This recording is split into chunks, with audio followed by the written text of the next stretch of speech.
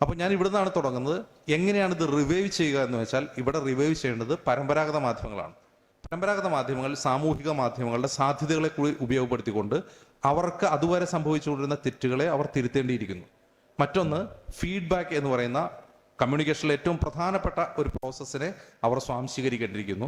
മറ്റൊന്ന്, അവർ പുറത്തേക്ക് കൊടുക്കുന്ന അവരുടെ പ്രധാനപ്പെട്ട ഔട്ട്പുട്ടായ വാർത്തയുടെ റീച്ച് ഈ സാമൂഹിക മാധ്യമങ്ങൾ, അതായത് ഡിജിറ്റൽ റവല്യൂഷൻ വഴി അവർക്ക് വർദ്ധിപ്പിക്കാനും സാധിക്കും. അതവർക്ക് ഒരേ സമയം തന്നെ വെല്ലുവിളിയും സാധ്യതയുമാണ് സാമൂഹിക മാധ്യമങ്ങൾ എന്നാണ് ഞാൻ പറയാൻ ഉദ്ദേശിച്ചത്.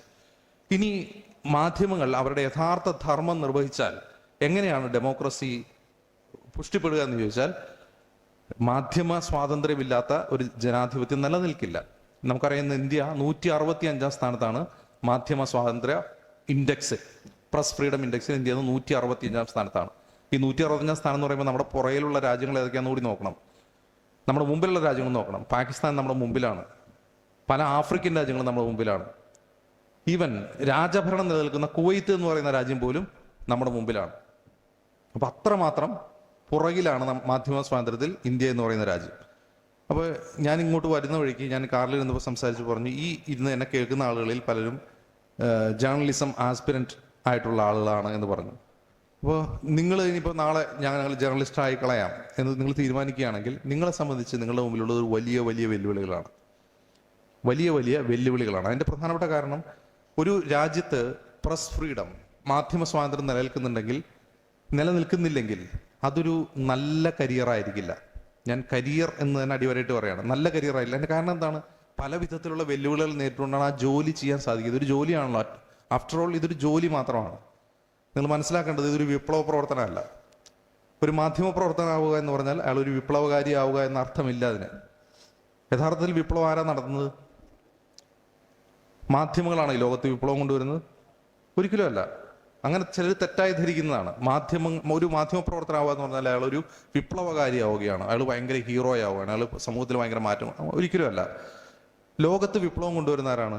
രാഷ്ട്രീയ പ്രവർത്തകരാണ്. ഈ രാഷ്ട്രീയ പ്രവർത്തകർ കൊണ്ടുവരുന്ന വിപ്ലവത്തെ സ്വാധീനിക്കാനോ സഹായിക്കാനോ മാത്രമേ മാധ്യമ പ്രവർത്തനത്തിൽ കഴിയൂ. നമ്മളത് ആദ്യം അടിസ്ഥാനപരമായിട്ട് മനസ്സിലാക്കണം. രണ്ടാമത്തെ കാര്യം, ഇതൊരു വിപ്ലവ പ്രവർത്തനമല്ല, ഇതൊരു ജോലിയാണ്, ഇതൊരു തൊഴിലാണ്. അപ്പൊ ഈ തൊഴില് അതിന്റെ പൂർണ്ണ സ്വാതന്ത്ര്യത്തോടുകൂടി ചെയ്യാൻ കഴിയുന്ന ഒരു രാഷ്ട്രീയ കാലാവസ്ഥ ഒരു രാജ്യത്തില്ലെങ്കിൽ ആ കരിയറിന് എന്തോ ഒരു പ്രശ്നം ഉണ്ടാവും. അപ്പോൾ നാളെ ഇപ്പൊ ഇന്നത്തെ സാഹചര്യത്തിൽ ഈ 165th റാങ്കിൽ നിൽക്കുന്ന ഇന്ത്യയിൽ ഒരാൾ ജേർണലിസം എന്ന് പറയുന്ന ഒരു കരിയറായി എടുക്കാൻ തീരുമാനിക്കുന്നുണ്ടെങ്കിൽ അവനെ സംബന്ധിച്ച് വലിയ വെല്ലുവിളികളാണ്. ഒന്ന്, അവന്റെ തൊഴിൽ സുരക്ഷ. രണ്ട്, അവൻ ചെയ്യുന്ന ജോലിക്ക് വേണ്ടിയുള്ള സ്വാതന്ത്ര്യം. ഇത് രണ്ടും സംരക്ഷിക്കപ്പെടണം. അപ്പൊ അങ്ങനെ ആ സ്വാതന്ത്ര്യം ഇല്ലാത്ത ഒരു കാലഘട്ടത്തിൽ ജേർണലിസം ചെയ്തുകൊണ്ടിരിക്കുന്ന ഒരാളെന്ന നിലയ്ക്ക് ഞാൻ നിങ്ങളോട് പറയുന്നത്, അത് നിങ്ങളെ സംബന്ധിച്ച് വലിയൊരു ചലഞ്ചായിരിക്കും. പക്ഷെ ആ ചലഞ്ചിന്റെ ഒരു പ്രത്യേകത എന്താണെന്ന് വെച്ചാൽ, ആ ചലഞ്ച്, ആ ജോലി, ആ ചലഞ്ചോടുകൂടി ചെയ്യുക എന്ന് പറഞ്ഞാൽ നിങ്ങൾ നിങ്ങളുടെ രാജ്യത്തിന്റെ ജനാധിപത്യത്തെ പ്രൊട്ടക്ട് ചെയ്യാനും ജനാധിപത്യ സ്വഭാവത്തെ വീണ്ടെടുക്കാനുമുള്ള പ്രക്രിയയിൽ നിങ്ങൾ പങ്കാളികളാകുന്നു എന്നുള്ളതാണ് അതിൻ്റെ ഏറ്റവും പ്രധാനപ്പെട്ട വസ്തുത. അതാണ് അതിൻ്റെ പ്രാധാന്യം.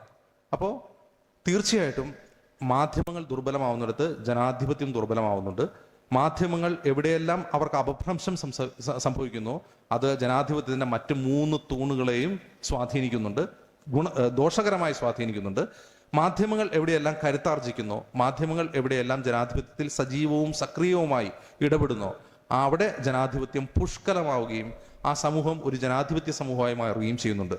മറുവശത്ത് സാമൂഹിക മാധ്യമങ്ങളുടെ തെറ്റായ സ്വാധീനം വഴി സമൂഹം ധ്രുവീകരിക്കപ്പെടുന്നു. ആ ധ്രുവീകരണം സമൂഹത്തിലെ കോമൺ ആയിട്ടുള്ള ഷെയർഡ് ആയിട്ടുള്ള വാല്യൂസിനെ ഇല്ലാതാക്കുകയും ജനങ്ങൾ പരസ്പരം സംശയിക്കുകയും ജനങ്ങൾ വലിയ തോതിൽ മതിലുകൾക്കപ്പുറത്തേക്കും ഇപ്പുറത്തേക്കും ജീവിക്കേണ്ടി വരികയും ചെയ്യുന്ന ഛിന്ന ഭിന്നമായ ഒരു സൊസൈറ്റിയായി, ധാർമ്മികമായി ബാങ്ക്രപ്റ്റായ, ധാർമ്മികമായി പാപ്പരായ ഒരു സമൂഹമായി. ഞാൻ ധാർമ്മികം എന്ന് ഉദ്ദേശിക്കുന്നത് മതപരമായ അർത്ഥത്തിലുള്ള ധാർമ്മികതയല്ല, രാഷ്ട്രീയ ധാർമ്മികതയെ കുറിച്ചാണ്. അങ്ങനെ രാഷ്ട്രീയ ധാർമ്മികതയിൽ പാപ്പരായി മാറിയ ഒരു സമൂഹമായി നമ്മൾ മാറുകയും ചെയ്യുന്നുണ്ട്. അതിൻ്റെ ഏറ്റവും നല്ല ഉദാഹരണം നമ്മുടെ തന്നെ രാജ്യമാണ്. നമ്മുടെ രാജ്യത്തെ പോലെ ലോകത്തെ പല രാജ്യങ്ങളും ഇന്ന് ഇതേ ഭീഷണി അഭിമുഖീകരിക്കുകയും ചെയ്യുന്നുണ്ട്.